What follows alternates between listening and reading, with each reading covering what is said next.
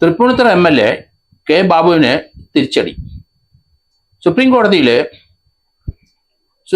K Babu കൊടുത്ത appeal supreme കോടതി തള്ളി. എം സ്വരാജിനെതിരായി തൃപ്പൂണിത്തുറയിൽ 2021 മത്സരിച്ച വ്യക്തിയായിരുന്നു കെ ബാബു. 991 വോട്ടിനാണ് കെ ബാബു ജയിച്ചതായിട്ട് പ്രഖ്യാപിച്ചത്. സ്വരാജ് ആ ഇലക്ഷനിൽ കെ ബാബുവിനെതിരായി ചില കാര്യങ്ങൾ കേരള ഹൈക്കോടതിയിൽ ശ്രദ്ധയിൽ കൊണ്ടുവന്നു.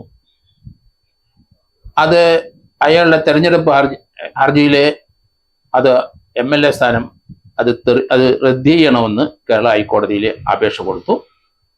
അതിന് പ്രധാനമായ കാരണം പറഞ്ഞിരിക്കുന്നത് കെ ബാബു ഇലക്ഷൻ സമയത്ത് കെ ബാബുവിൻ്റെയും അയ്യപ്പൻ്റെയും ശബരിമല ശ്രീ അയ്യപ്പൻ്റെയും ഫോട്ടോ ഒരു സ്ലിപ്പായി വിതരണം ചെയ്തുവെന്നും കെ ബാബുവിന് വോട്ട് ചെയ്തില്ലെങ്കിൽ അയ്യപ്പൻ്റെ കോപം ഉണ്ടാകൂ എന്ന് വിശ്വാസികളുടെ ഇടയ്ക്ക് വ്യാപകമായ തെറ്റിദ്ധാരണ പരത്തി. ഇത് ഹൈക്കോടതിയിലെ ഒരു കേസായിട്ട് കെ ബാബുവിൻ്റെ MLA സ്ഥാനം റദ്ദ് ചെയ്യണം എന്ന് പറഞ്ഞ് എം സ്വരാജ് കൊടുത്ത പരാതി ഹൈക്കോടതി പരിഗണിച്ചു. അതിനുശേഷം ആ സ്ലിപ്പ് കൊടുത്ത് മാത്രം കൊണ്ട് ഒരു കേസിൻ്റെ ഒരു MLA സ്ഥാനം റദ്ദ് ചെയ്യാൻ കഴിയില്ല എന്ന വാദഗതി കേരള ഹൈക്കോടതി തള്ളി. അതിനെതിരായി സുപ്രീം കോടതിയിൽ കെ ബാബു അപ്പീൽ കൊടുത്തു.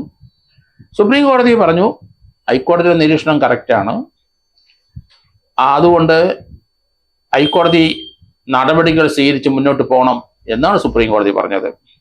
തൃപ്പൂണിത്തുറ തെരഞ്ഞെടുപ്പ് ഹർജിയിലെ ഹൈക്കോടതി നടപടി ശരിവെച്ചുകൊണ്ടുള്ള ഒരു ഉത്തരവാണ് കെ ബാബുവിൻ്റെ അപ്പീലിൽ പുറത്ത് സുപ്രീം കോടതി ഇപ്പോൾ ഉത്തരവായിട്ട് വന്നിരിക്കുന്നത്.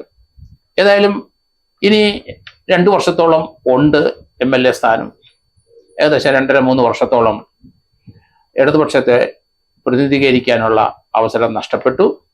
ചിലപ്പോൾ അത് റദ്ദ് ചെയ്തെങ്കിൽ തീർച്ചയായിട്ടും 990 വോട്ടിൻ്റെ കാര്യമാണ്. അതുകൊണ്ട് ഇലക്ഷനിൽ അയ്യപ്പൻ്റെ പടവും കെ ബാബുവിൻ്റെ പടവും ഒന്നിച്ച് പ്രചരിപ്പിച്ചത് സ്വാധീനിച്ചിട്ടുണ്ട്. ഭക്തരായ ജനങ്ങളുടെ കയ്യിൽ അതിന് വലിയ സ്വാധീനം ഉണ്ടാവും. അയ്യപ്പൻ്റെ പടം കണ്ടാൽ വന്നിക്കും, അയ്യപ്പനെ എതിരായി വോട്ട് ചെയ്യില്ല. അതുകൊണ്ടാണ് തനിക്ക് തൻ്റെ വിജയം നഷ്ടമായത്. വെറും 991 വോട്ടിലാണ് ആ വിജയം നഷ്ടമായത്. അതുകൊണ്ട് കേരള ഹൈക്കോടതി അത് പരിഗണിക്കും. എനിക്ക് തോന്നുന്നത് അടുത്ത ദിവസം തന്നെ കെ ബാബുവിൻ്റെ MLA സ്ഥാനം നഷ്ടമാകും. അത് ഹൈക്കോടതി MLA അത് റദ്ദ് ചെയ്യും എന്നാണ് ഞാൻ കരുതുന്നത്. സുപ്രീം കോടതിയുടെ അംഗീകാരം വന്നു കഴിഞ്ഞിരിക്കുന്നു. അതുകൊണ്ട് ഹൈക്കോടതി ഈ കേസിൽ ഒരു തീരുമാനം എത്രയും പെട്ടെന്ന് നടപ്പാക്കിക്കൊള്ളൂ എന്ന് സുപ്രീം കോടതി പറഞ്ഞാൽ അതിൻ്റെ അർത്ഥം കെ ബാബുവിൻ്റെ MLA സ്ഥാനം റദ്ദ് ചെയ്യാനുള്ള നടപടിയിലേക്ക് ഹൈക്കോടതി പോകും എന്നാണ് ഞാൻ കരുതുന്നത്.